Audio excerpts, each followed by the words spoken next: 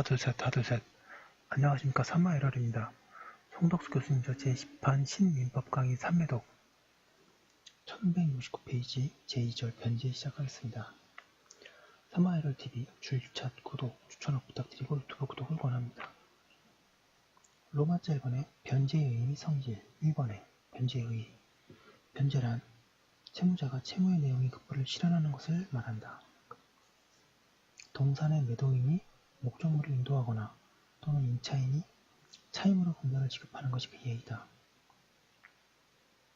변제는 채무의 이행과 그 실질에 있어서 같다.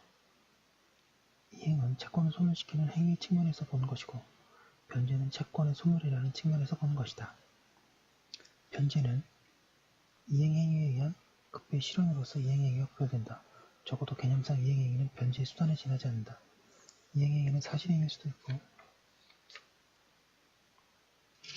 1170페이지 법률행위일 수도 있다.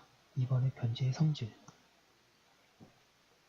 변제의 법적 성질에 관하여 독일 보통법 시대부터 다루어지고 있었으며 그 영향으로 의용민법 아래에서도 학설이 대립하였다. 논의의 핵심은 변제의사가 필요한가 아닌가였다. 그러면서도 학설은 법률행위설, 준법률행위설, 절충설로 나뉘어 있었다. 그러나 오늘날에는 변제가 법률행위가 아니라는 견해만 주장되고 있다. 그런데 학설은 구체적인 모습에 있어서 다소 차이를 보인다. 우선 준법률행위설은 변제는 법률행위가 아니고 준법률행위라고 한다. 이번에 사실행위설은 변제는 사람의 행위를 필요로 하는 법률 사실이라는 의미에서 사실행위라고 쓰이는 것이 타당하다고 한다. 목적적 급부실현설은 변제는 변제를 목적으로 하는 목적적 급부실현을 이해하는 것이라고 한다. 사견으로 변제는 변제를 목적으로 하는 목적적 급부실현이라고 이해하여야 한다. 변제가 유효하기 위해서는 변제의 의사가 있어야 함은 물론이고 이행행위가 유효하여야 한다. 즉 이행행위가 법률행위 때에는 그 유효 요건을 모두 갖춰야 한다. 그리고 이행행위가 동산의 인도인 때에는 인도의 목적이 구비되어야 한다. 이행행위가 법률행위인 경우에 행위자에게 행위 능력이 필요하고 또 그 행위가 대리인에게 행해질 수 있으면 법률행위에 관한 민법 규정상 당연한 것이다.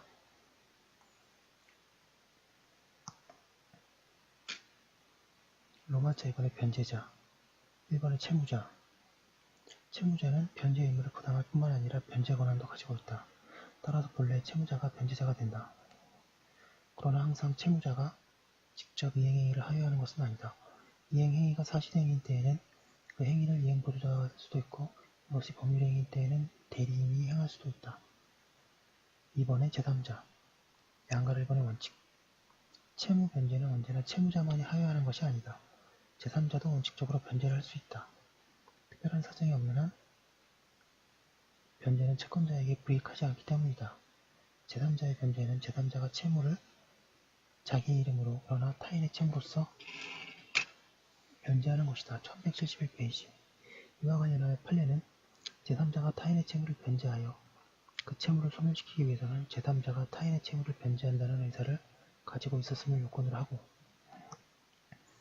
이러한 의사는 타인의 채무 면제임을 나타내는 변제 지정을 통하여 표시되어야 할 것이지만 채권자가 변제를 수령하면서 제3자가 타인의 채무를 변제하는 것이라고 사실을 인식하였다면 타인의 채무 변제라는 지정이 있었다고 볼 수 있다고 한다. 판례 보겠습니다. 선박 대리인이 선박 소유자 등을 대리하여 선박의 항해에 필요한 계약을 체결하는 것은 통상 상법 제87조 소정의 대리상의 지위에서 하는 것이다. 그러나 선박 대리점은 선박 소유자 등의 상업 상인이 아니라 독자적으로 영업을 추구하는 독립한 상인으로서 자신의 명의로 영업을 영위하는 것으로서 선박 대리점이 선박 소유자 등과 사이에 그러한 계약으로부터 발생한 채무를 선박 소유자 등을 대신하여 자신의 재산을 출연하여 변제하기로 한 경우 그 법적 성질은 특별한 사정이 없는 한 이행인수 약정으로 보아야 한다.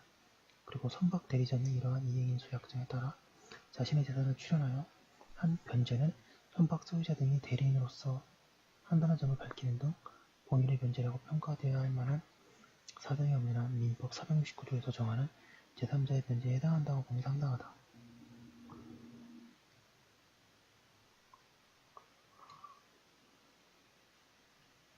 제3자의 변제가 있으면 채무자의 변제가 있는 때와 마찬가지로 채권은 소멸한다. 다만 변제한 제3자는 일정한 경우에는 채권자의 권리를 대위한다. 그리하여 그 경우에는 채권은 변제자와 채무자 사이에 존속하게 된다. 한편 제3자의 변제의 제공이 있음에도 불구하고 채권자가 수령하지 않으면 채권자 지체가 된다고 할 것이다. 제3자의 대물 변제 공탁 상계 문제.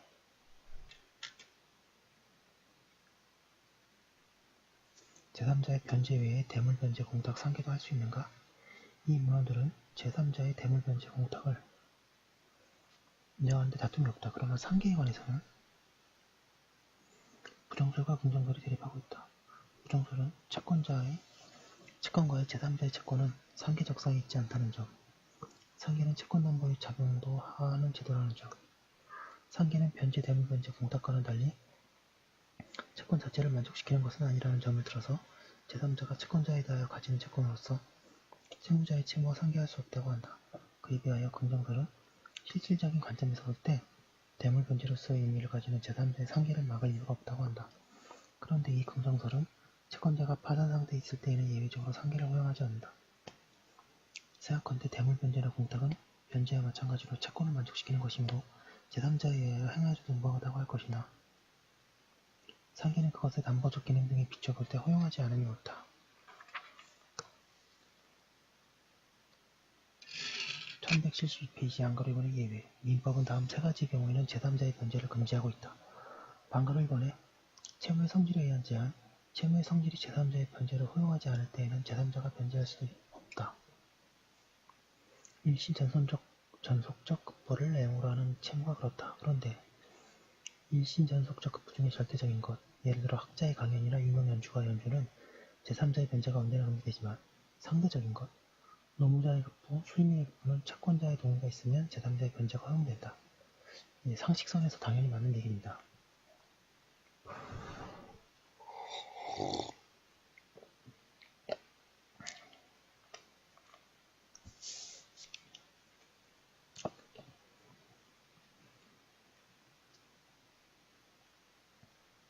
반가로 2번에 당사자의 의사표시에 의한 제한, 당사자의 의사표시로 제3자의 변제를 허용하지 않은 때에는 제3자가 변제할 수 없다. 이에 대하여 문헌들은 대체로 계약으로 발생하는 채권은 계약에 의하여, 그리고 단독행위로 인하여 발생하는 채권은 단독행위로 제3자의 변제를 금지할 수 있다고 한다. 그러나 이러한 제한 규정은 특히 채권자를 위한 것으로 보아야 하며, 따라서 여기의 의사표시는 설사 채권이 단독행위에 의하여 발생한 경우에도 계약이라고 새겨야 한다. 한편 견해에 따라서는 의사표시를 위한 제3자 변제 금지는 입법론상 부당하다고 한다. 그러나 이는 사적자치의 취지에 부합할 뿐더러 채권자의 이익을 보호하는 것으로서 결코 부당하다고 할 수 없다. 반가로 3번에 이해관계 없는 제3자의 변제의 제한. 이해관계 없는 제3자는 채무자의 의사에 반하여 변제하지 못한다. 여기의 이해관계는 법률상 이해관계를 가리킨다. 그리고 채무자의 반대 의사를 적극적으로 표시할 필요는 없으나 변제할 당시 객관적인 재반 사정에 비추어 명확하게 인식될 수 있어야 한다. 이에 대한 증명 책임은 채무자의 의사에 반한다고 주장하는 자에게 있다.